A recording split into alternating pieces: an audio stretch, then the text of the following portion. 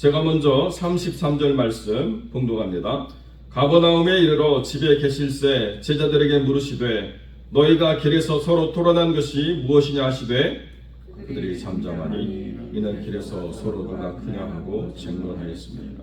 예수께서 앉으사 12 제자를 불러서 이르시되 누구든지 첫째가 되고자 하면 뭇 사람의 끝이 되며 뭇 사람을 섬기는 자가 되어야 하리라 하시고 어린아이 하나를 데려다가 그들 가운데 세우시고 앉으시며 제자들에게 이르시되 누구든지 내 이름으로 이런 어린아이 하나를 영접하면 곧 나를 영접함이요 누구든지 나를 영접하면 나를 영접함이 아니요 나를 보내신 이를 영접함이니라. 요한이 예수께 여짜오되 선생님 우리를 따르지 않는 어떤 자가 주의 이름으로 귀신을 내쫓는 것을 우리가 보고 우리를 따르지 아니하므로 금하였나이다.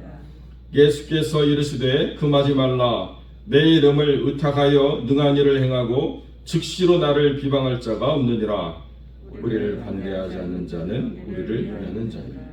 누구든지 너희가 그리스도에게 속한 자라 하여 물 한 그릇이라도 주면 내가 진실로 너희에게 이르노니 그가 결코 상을 잃지 않으리라. 나를 믿는 이 작은 자들 중 하나라도 실족하게 하면 차라리 연자 맷돌이 그 목에 매여 바다에 던져지는 것이 나으리라.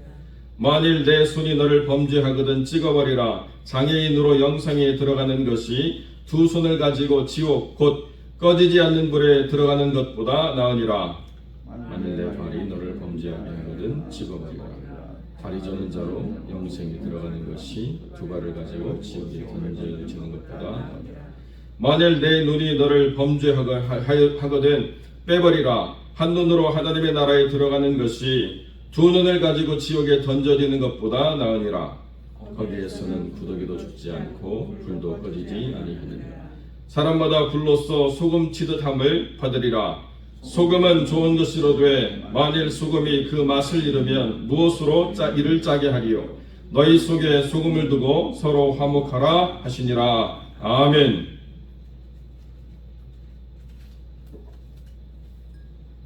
오늘 본문의 말씀을 가지고 진짜는 작은 차이에서 드러난다 라는 제목으로 이 말씀을 함께 나누겠습니다.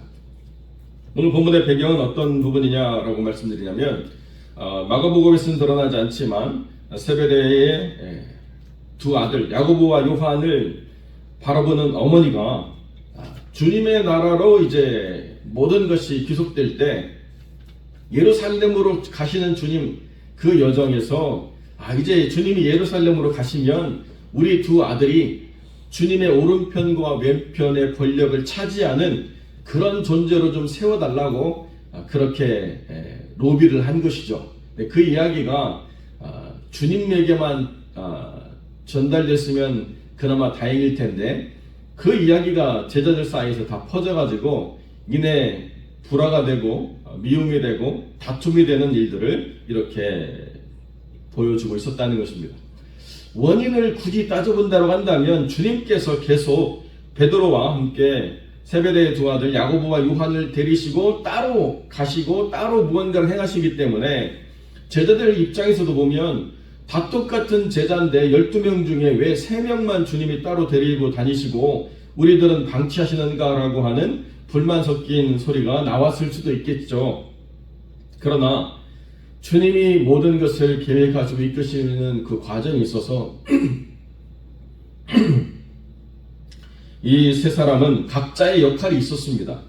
그러니까 베드로는 주님이 천국으로 올라가신 이후에 모든 것의 균형을 잡는 구심점 역할로, 기준점 역할로 주님이 사용하시기 위해서 그렇게 따로 훈련을 시키셨고, 야고보는 사도 가운데 첫 번째 순교자거든요. 그러니까 순교자로서 사명 감당할 수 있도록 주님이 계속 북돋아 주셨고, 요한은 사도로서 마지막까지 하나님의 교회를 바르게 세워가고 계시를 교회에 전달해 줘야 될 사명자로서 끝까지 오염되지 않고 말씀 속에 거할 수 있도록 특별히 성격이 급하고 불같은 이 요한이 그 성격을 다스리고 사랑의 사도로서 마무리되어서 하나님의 말씀이 오염되지 않고 바르게 전달될 수 있는 그런 과정으로 주님이 세 사람을 특별히 따로 구별해 놓으셨던 것입니다.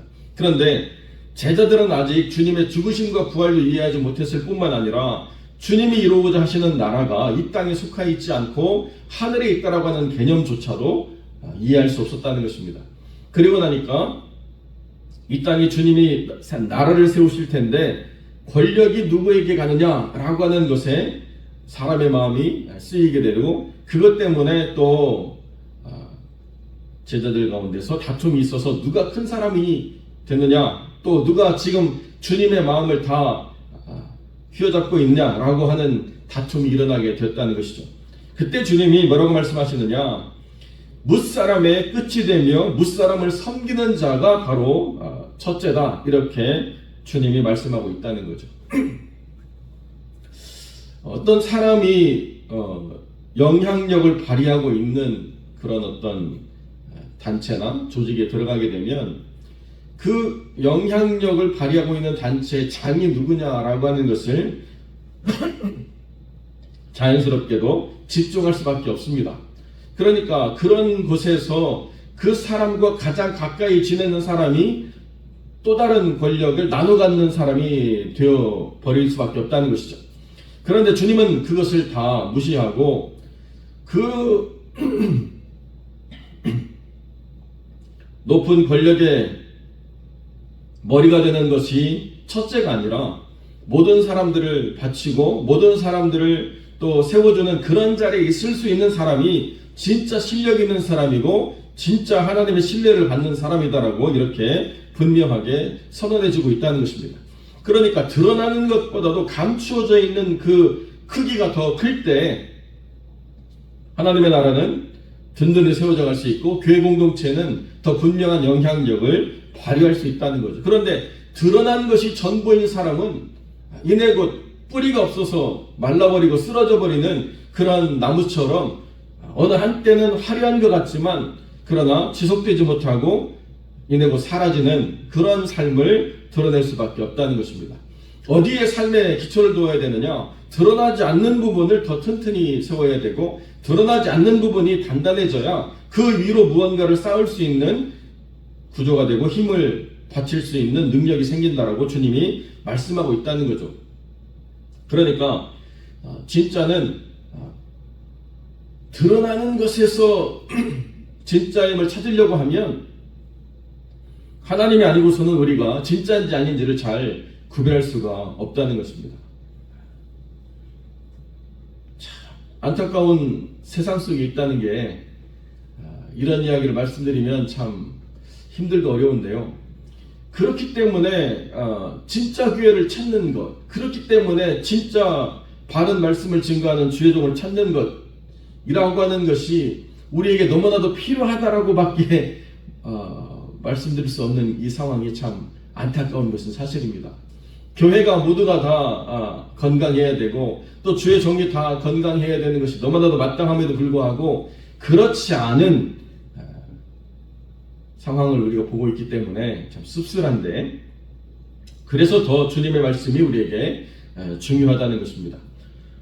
나를 인정해주지 않는 자리, 나라고 하는 사람이 드러나지 않는 자리, 나라고 하는 사람이 소모되어지는 것 같은 그런 자리에 우리는 오히려 무엇을 기대할 수 있는가? 그때 사람이 아니고 주님이 우리와 동행하심으로 이루어내는 주님의 역사를 우리가 경험할 수 있게 된다라고 성경이 분명히 선언해주고 있다는 것입니다. 사람은요 누구나 다 상황과 조건의 영향을 받을 수밖에 없는 그런 존재들입니다. 그렇기 때문에 우리가 늘 우리를 돌아보고 우리가 무사람의 끝이 되려고 하고 무사람을 섬기는 자가 되려고 하는가를 계속 점검해 나가지 않으면 이내 곧 우리는 섬김을 받으려 하는 사람으로 또 머리가 되려고 하는 사람으로 계속 치우치려고 하는 경향이 있다는 것입니다.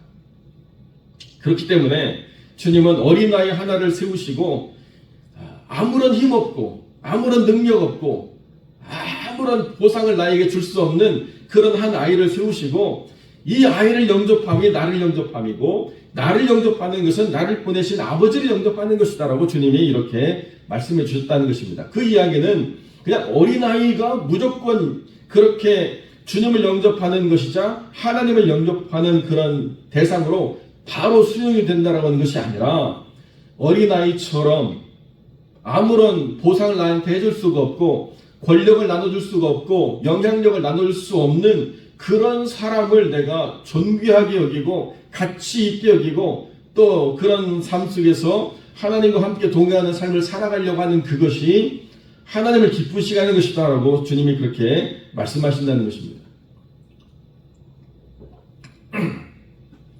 저도 한때는 이 말씀에 너무 치우쳐가지고 제가 부교육자 생활을 하면서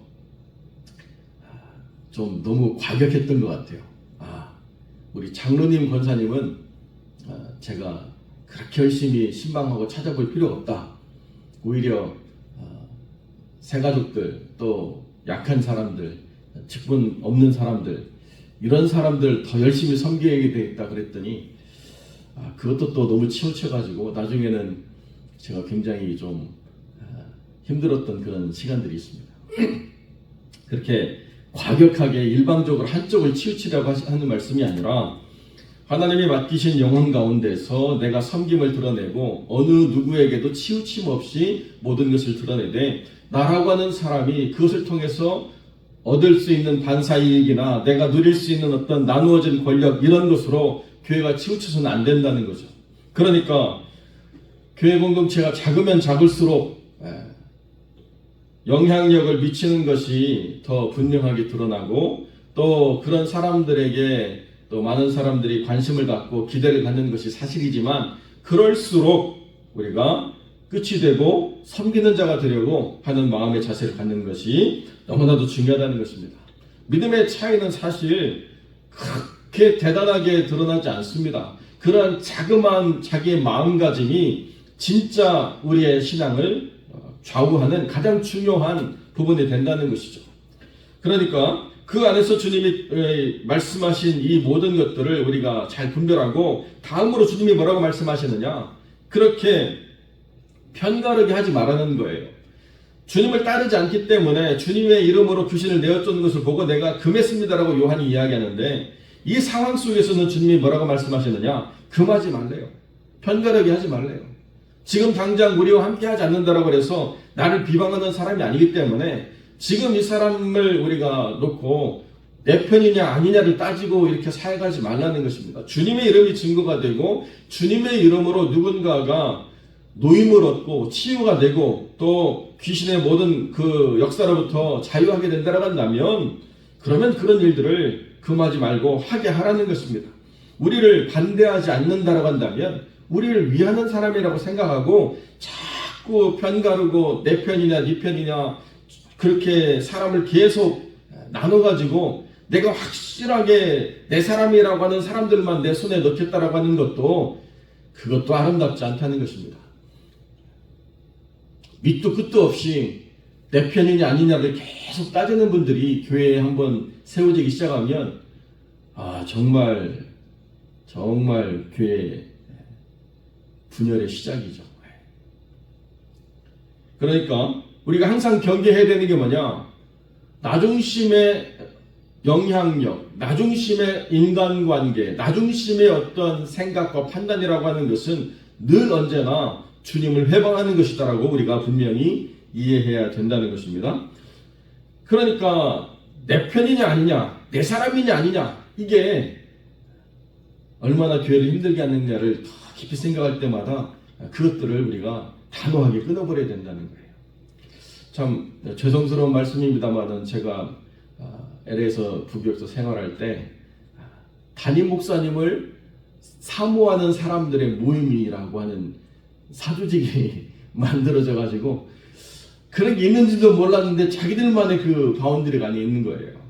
그러고 나니까 그 안에서 목사님에 대해서 열심을 하고 하니까 담임 목사님은 그냥 나를 지지해주는 정말 선한 믿음의 사람인가 보다 이렇게 생각했는데 나중에 보니까 이게 무슨 하나회처럼 만들어진 그런 모임이 또 있더라고요. 교회가 크니까 모든 사람들 다 수용할 수는 없겠지만 그런 식으로 장벽을 세우고 편가르기를 하기 시작하면 교회는 이내 곧 교회의 의미를 상실할 수밖에 없다는 것이 굉장히 우리가 생각을 해야 된다는 것입니다. 그리고 난 다음에 주님이 뭐라고 말씀하셨느냐, 세상에서 아무리 귀중하고 가치 있는 것이라고 할지라도 천국의 부스러기보다도 못하다. 우리는 천국을 사모하는 자로 가야 되기 때문에 천국을 사모함으로 말미암아 그 천국에 합당하지 않은 것들이 따라간다면 버려버리고 포기하고 그것을 내가 누리지 못하는 삶이 된다고 하더라도 그래도 천국을 지향하는 삶을 살아가라. 이렇게 주님이 말씀하고 있다는 것입니다. 내가 천국 가는 것이 삶의 목적인데 세상에서 천국 가려고 하는 삶의 목적 때문에 내가 끝이 되고 섬기는 자가 되고 어린아이를 돌보는 그러한 소모적인 삶을 살아가야 되겠습니까? 맞다는 거예요. 이 세상에 가치가 없다는 것입니다. 여러분, 이 세상에 속한 가치 중에 제일 중요한 게 뭡니까? 내 몸이죠. 내 몸. 내 몸의 가치가 훼손이 되고 상실이 되고 그 모든 것들을 잃어버린다고 하더라도 천국을 지향하는 삶을 살아가게 될 때 이것이 주님을 영화롭게 하는 삶이자 가장 지혜로운 믿음의 선택이 된다는 것입니다. 우리가 그렇게 믿음의 진실성을 가지고 변질되지 않고 하나님 안에서 서로 화목을 이루는 것이 중요하지, 우리끼리 친해지고 우리끼리 하나 되고 우리끼리 뭔가를 만들어간다고 하는 것은 소금을 잃어버린 변질된 삶의 모습이 된다는 거죠. 우스갯소리입니다만 제가 개척할 때 장로님, 원로 장로님 한 분이 같이 개척을 동참하셔서 그렇게 함께 했는데요. 개척이 쉽지 않죠. 얼마나 어렵습니까? 그러니까 이 장로님이 하시는 말씀이 교회 이름이 어려워서 부흥이 안 된다는 거예요. 교회 이름이 어려운 건 맞는 것 같아요. 그런데 이분이 하시는 말씀이 자기도 호남 사람이고 목사님도 호남 사람이니까 교회 이름을 호남교회로 하는 게 어떻겠냐고. 아무리 생각해도 그렇게 해서 교회를 섬길 수가 없는 거죠. 뭐 본인이 답답하셔서 하시는 말씀이겠지만 교회는 사람이 주체가 되고 사람이 관계를 맺어서 이루어가는 것이 아닙니다. 교회는 변질되지 않는 가치, 예수님의 머리 되심, 그리고 주님의 몸이라고 하는 거룩한 교회의 가치를 잃어버리지 않고 서로가 관계를 세우고 그 안에서 화평을 이룰 때 그때 교회는 교회로서의 본연의 역할들을 감당할 수 있다는 거죠. 그러니까 우리가 맛을 잃어버린 그 변질을 우리가 허용하지 않고 늘 언제나 왜 우리가 교회로 모였는가, 우리가 교회가 되기 위해서 우리가 애쓰고 수고해 왔던 그 가치가 지금도 여전히 그렇게 이루어지고 있는가, 아니면 이제는 그만하고 대접받고 싶고 이제는 그만하고 놀러가고 싶고 이제는 그만하고 인정받고 싶고 라고 하는 생각으로 우리가 오염돼 가고 있는가를 잘 따져봐야 된다는 것입니다. 그 오염의 어느 한 부분이 훼손되었다고 한다면 단호하게 그것을 끊어내고 하나님의 나라에 들어가는 것이 훨씬 더 우리에게 유익이다. 이게 믿음의 증거라는 거죠.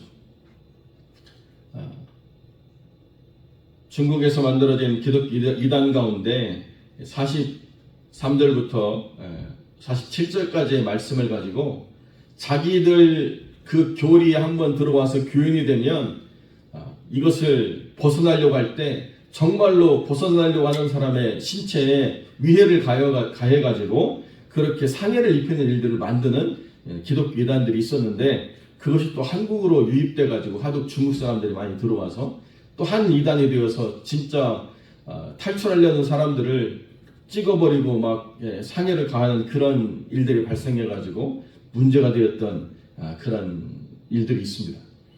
이 정도로 말씀에 무지하면 오해를 벌이는 일들이 있는데요. 성경 우리에게 정말로 누군가에게 위해를 가하라 또는 그것이 합당하다고 말씀하시는 것이 아니라 변질되지 말라고, 세상의 가치가 아무리 크다고 하더라도 천국에 먼지가 없겠지만 천국의 먼지보다도 더 못한 것들이라고 분명히 우리가 이해를 하고, 천국을 소망하면 이 세상에 인정받으려 하거나 영향력을 가지려 하거나 대단하다라고 하는 이름을 가지려고 하는 모든 것들은 다 무의미하다는 것을 분명히 깨닫게 될 것이라고 주님이 말씀하신다. 우리가 그렇게 이해하고, 화평장로교회는 사람의 인정을 받으려 하는 사람들의 모임이 아니라 오직 하나님의 인정을 받는, 거기에 의미와 가치를 두고 그 가치가 훼손되어지지 않는 가운데 서로의 관계를 세워가고 화목할 수 있기를 소망하는 그런 사람들로 든든히 세워지는 교회가 되는 것, 이것이 하나님의 뜻이라는 것을 우리가 분명히 믿고, 그렇게 이 교회를